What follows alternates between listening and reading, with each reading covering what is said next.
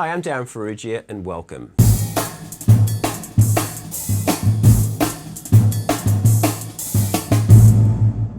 So in this video, I'm going to take what we've looked at in the last two videos and apply that information to the drum set. In last week's video, I showed you some exercises called one-handed stroke sequences, which were basically accent patterns played as eighth notes, one hand at a time, and then we put those accent patterns together, we interlaced them to create a 16th note pattern played as single stroke rolls. What I want to do today is apply those strokes to 4 paradiddles.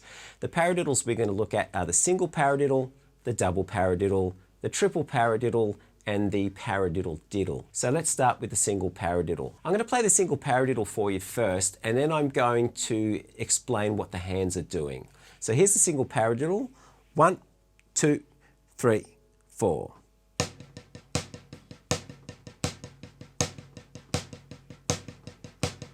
I'm going to play that paradiddle for you again, then I'm going to remove the left hand part.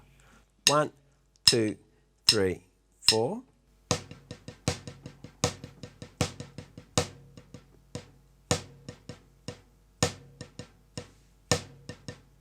Okay, so if I'm going to analyze the strokes that I'm playing there, the first stroke, which is the accent, is a downstroke, followed by 2 tap strokes and then an upstroke.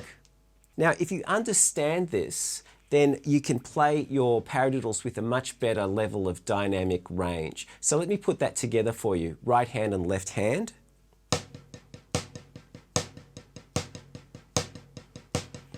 What I'm focusing on here is just the downstrokes.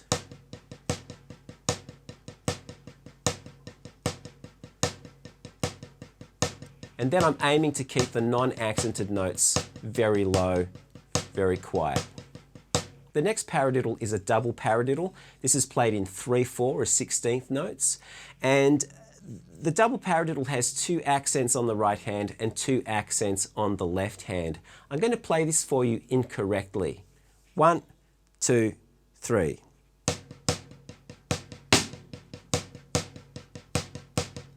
What I did there was played both of those accents with each hand as downstrokes. Really what we should have done is played that first accent as a full stroke, because that same hand is going to play another accent. So we really want to prepare for that second accent by allowing the stick to rebound to its point of origin for the full stroke. So let me just play you that full stroke followed by the downstroke accent. So that's what it would look like. So within the paradiddle, within the double paradiddle, it would look like this. 1, 2, 3.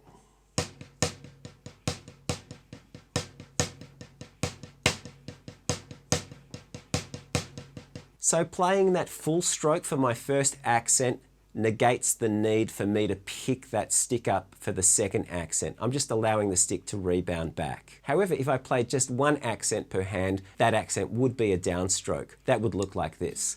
1, 2, 3.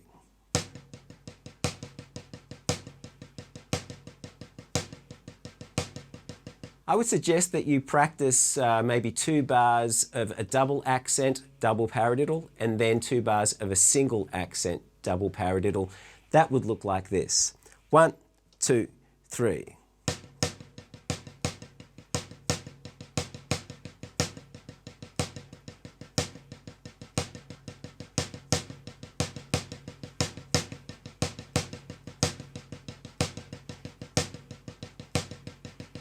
The next paradiddle is the triple paradiddle, and this has 3 accents per hand, which means that the first 2 accents will be played as full strokes, and then that third accent will be played as a downstroke. Here's what that's going to look like. 1, 2, 3, 4.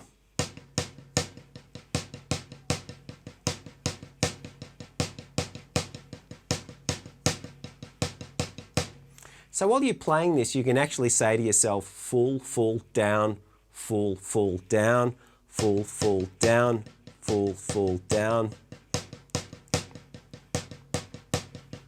etc.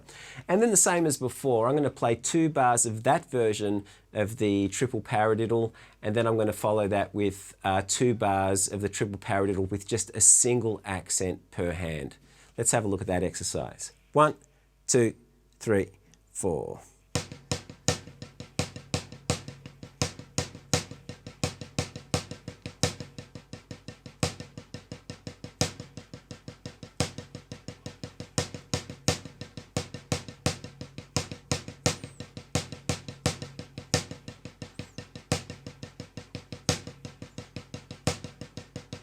The next paradiddle is the paradiddle diddle. I'm going to play this with a right hand and a left hand accent, and because there's only one accent per hand, these accents will be played as downstrokes. This is in 3/4 as 16th notes. 1, 2, 3.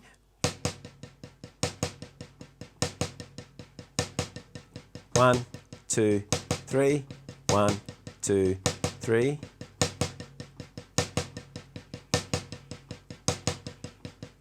Just a reminder of what I said last week, and that was that you can control how much rebound you get, and by doing that, you will determine the volume of those non-accented notes. So whenever I play a downstroke, my focus is to ensure that the stick doesn't rebound too high, therefore allowing me to play a much softer ghost stroke. Anyway, speaking of ghost strokes, let's apply this stuff to the snare drum. I'm just going to take the pad off now. How good's that? If you're playing these paradiddles on the snare drum, the same rules apply. It's no different to playing on the pad. You know, full strokes, downstrokes, etc. So what I'll do is I'll play through some of these paradiddles in no particular order, and I want you to observe the strokes that I'm using. 1, 2, 3, 4.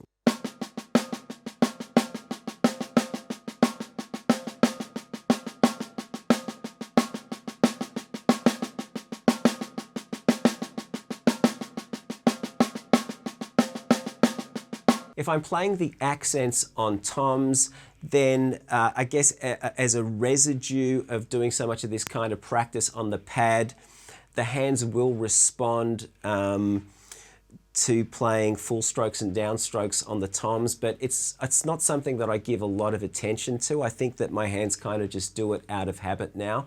I think the most important thing is to play the toms in a way that's going to allow you to draw as much sound out of the drums. But my focus is always making sure that the non-accented notes on the snare drum still remain at a low volume, sort of a ghost stroke volume, I guess. So here's an example playing a paradiddle, right hand on the floor tom, left hand on the small tom.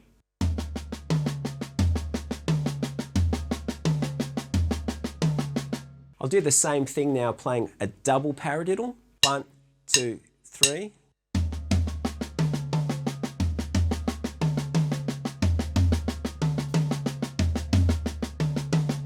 So you can see in that example where I'm allowing the first stroke to rebound off the tom, I'm not getting as much rebound as I would if I was playing on a pad or on a snare drum, just because of the way the drums are tuned. Sometimes if I have these drums tuned tighter, I may get a little bit more rebound.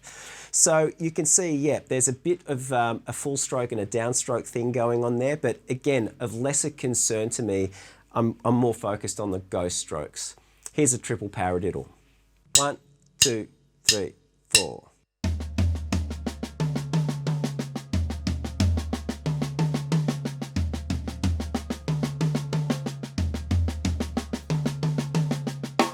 And finally, a paradiddle diddle. 1, 2, 3.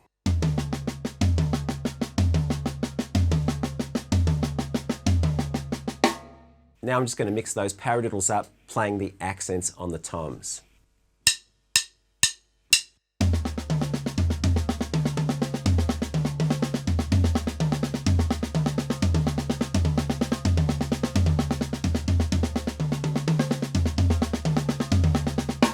Now this all changes if we play the accents on the snare drum as rimshots, because what's going to happen is when you play a rimshot, a lot of your rebound is actually going to get cancelled by the fact that there are 2 points of contact on the stick at the same time, and that is the tip of the stick and the shaft of the stick.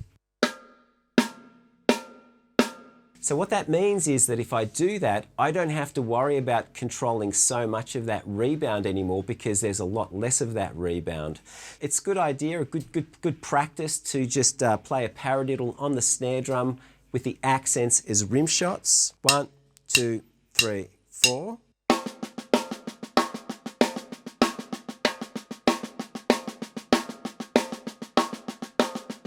Now the thing that I'm focusing on when I do that is obviously to maintain a very low level of volume and height for the non-accented strokes, because this is where it gets into that ghost stroke territory when we're playing grooves, funk grooves, whatever that is that you might want to play with ghost strokes. We want to be able to keep those notes at a low volume, at a low height, and that's certainly within our control. I'm going to take that same exercise, the single paradiddle, except now I'm going to move my right hand to the hi-hat, and I'm going to play my right hand accent using the shoulder of the stick on the edge of the hi-hat. Now obviously when I do that, I'm going to lose all of my rebound. I have absolutely no rebound on the hi-hat at all. There's nothing there.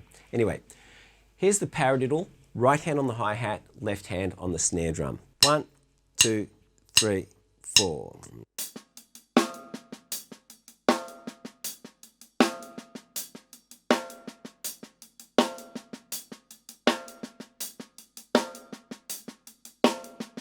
The other thing I'm focusing on is making sure that the volume of the non-accented notes on the hi-hat are matching the volume of the non-accented notes on the snare drum. I'm trying to go for a blend of, as David Garibaldi puts it, a blend of tonalities between those two voices.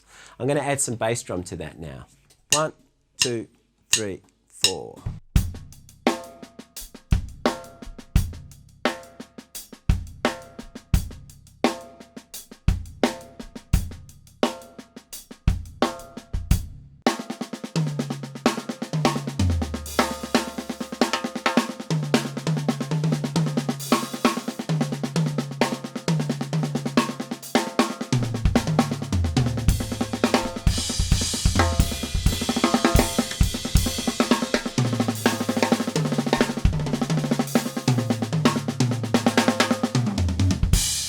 Anyway, I hope this third part of this series offers you some insight as to how to use those strokes around the drum set, whether you're playing solos and things like that, or whether you're using it in grooves. The point is that these 4 strokes are going to come in really handy when you're trying to establish a really wide dynamic range, a noticeable difference between loud strokes and soft strokes. And using paradiddles is a great way of creating grooves and some further drum set vocabulary. If you want to download the accompanying PDF to this lesson, head over to my website, www.darrynfarrugia.com, and head over to the shop. I'll leave a link to all of that stuff down below. So if you enjoyed this video, hit the like button, share it with your friends. If you haven't done so already, please subscribe. I reckon right now, at this point as I'm speaking to you, I'm 998 subscribers. So maybe we'll hit 1,000 by the time you're watching this, and hit that bell icon so you can be notified as to when I upload a video, which is every week. So until next week, have fun practicing and have a great week. Stay well. Bye.